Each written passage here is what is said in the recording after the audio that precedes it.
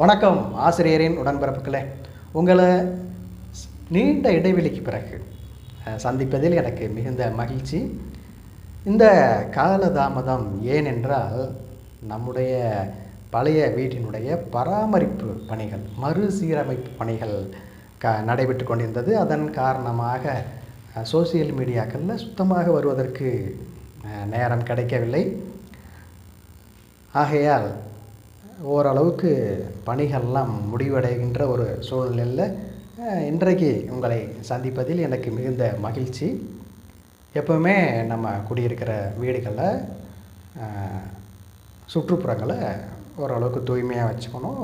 பராமரிப்பு பணிகள் ஒரு குறிப்பிட்ட கால இடைவெளியில் செய்யணும். அப்படி செய்யலைன்னு சொன்னால் அது சீரழிந்து போகிறதுக்கு வாய்ப்பு இருக்குது. அதனால் பல சிக்கல்கள் வர வாய்ப்பு இருக்குது. அதனால் ஒரு நீண்ட இடைவெளிக்கு பிறகு நம்ம மறுசீரமைப்பு பணிகள்லாம் செஞ்சோம். அது நிலத்துக்கு வீட்டுக்கு மட்டுமல்ல, நிலத்துக்கும் அதுதான் அப்படின்னு ஐயன் திருவள்ளுவர் சொல்கிறாரு. அதிகாரம் 104 உழவு, குறள் எண் 1039. செல்லாங்கிழவன் இருப்பின் நிலம் புலந்து இல்லாளின் ஓடிவிடும்.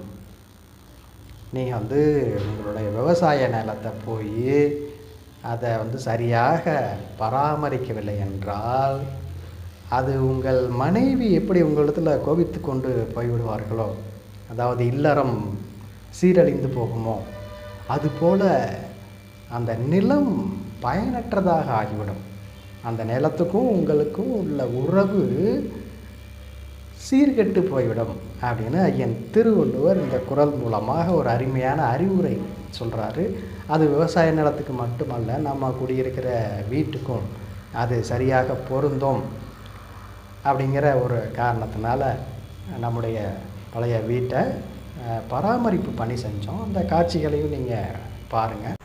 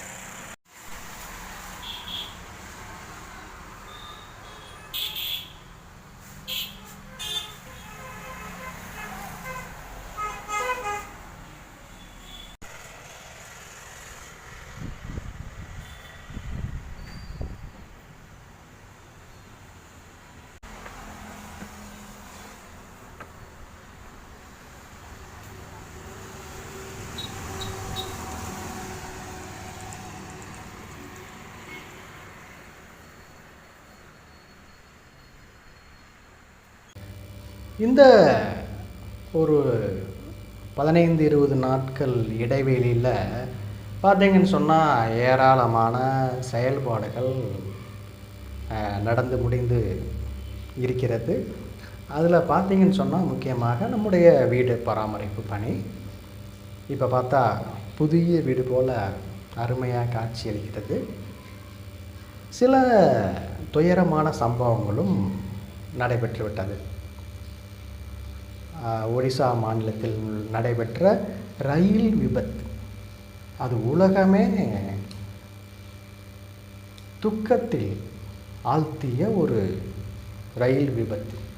நம்முடைய நாட்டில் நம்முடைய உடன்பிறப்புகள் ஏராளமானோர் உயிர் நீத்தார்கள் அப்படிங்கிற ஒரு துயரமான செய்தியும் நம்ம தெரிஞ்சிக்க வேண்டியதாக இருந்துச்சு. அதற்காக வருத்தப்பட்டோம். ஆக இதுபோல் சில கெட்ட சம்பவங்களும் நடந்து முடிந்து விட்டது. எப்படி இருந்தாலும் இனி வரும் காலங்களில் நம்ம அடிக்கடி சந்திப்பது தான் சரியாக இருக்கும் அப்படின்னு நான் நினைக்கிறேன். அதில் தொடர்ந்து முயற்சியை செய்வோம். தொடர்ந்து நம்முடைய ஆசிரியர் நகுல்சாமி யூடியூப் சேனலை பாருங்கள், லைக் பண்ணுங்கள், ஷேர் பண்ணுங்கள், பலருக்கு பயன்படுத்தும். சந்திப்போம். நன்றி, வணக்கம்.